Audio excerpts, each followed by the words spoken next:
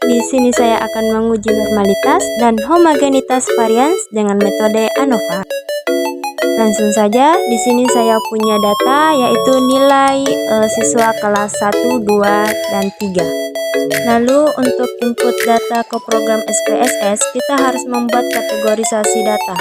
Nah, di sini untuk kategori 1 itu untuk kelas 1, kategori 2 untuk kelas 2, dan kategori 3 untuk kelas 3. Setelah itu kita blok semua data yang telah kita kategorisasikan, lalu kita copy, lalu kita buka aplikasi SPSS dan paste datanya. Sebelum kita menganalisis data, kita buka dulu variable view. Di sini variabel pertama kita isi dengan kelas, lalu variabel kedua kita isi dengan nilai. Untuk data desimalnya, karena data kita bukan data desimal, maka di sini kita ganti dengan 0. Untuk value label, value kita kasih angka 1 dan label kita kasih kelas 1. Lalu 2 dan labelnya kelas 2. Dan value 3 untuk kelas 3. Lalu kita klik OK. Lalu kita kembali ke data view untuk menguji normalitas dengan cara klik analisis, lalu kita klik descriptive statistik, lalu kita klik export. Untuk kelas kita masukkan ke factor list dan nilai ke dependent list. Setelah itu kita klik plot, lalu kita centang bagian normality plus with test. Lalu kita tekan continue, terus OK.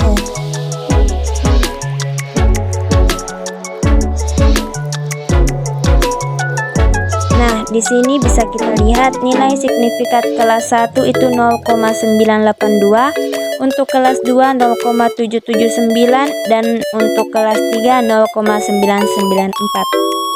Di mana data dikatakan berdistribusi normal itu jika nilai signifikannya lebih besar dari 0,05. Sedangkan apabila nilai signifikannya kurang dari 0,05, itu dikatakan tidak berdistribusi secara normal. Nah, kita simpulkan bahwa data tersebut berdistribusi secara normal. Selanjutnya, kita klik Analyze, lalu Compare Means, lalu One Way ANOVA. Selanjutnya, kelas kita masukkan ke faktor dan nilai masukkan ke dependent list. Klik Option, lalu selanjutnya kita checklist pada kolom Homogeneity of Variance, lalu OK.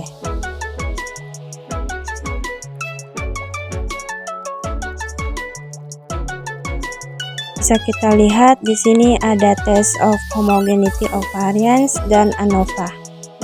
Lalu pada test of homogeneity of variance, kita lihat pada nilai signifikan dari based on mean yaitu 0,122 dikatakan homogen atau uji homogenitas terpenuhi karena nilainya lebih besar dari 0,05. Sedangkan apabila nilai signifikannya lebih kecil dari 0,05, dapat dikatakan variabel data tidak homogen atau uji homogenitasnya tidak terpenuhi. Nah, selanjutnya untuk uji ANOVA. Kita lihat nilai signifikannya yaitu 0,000. Nilai tersebut kurang dari 0,05, yang artinya ada perbedaan secara signifikan. Sedangkan apabila nilai signifikannya lebih kecil dari 0,05, dapat dikatakan varian data tidak homogen atau uji homogen tidak terpenuhi.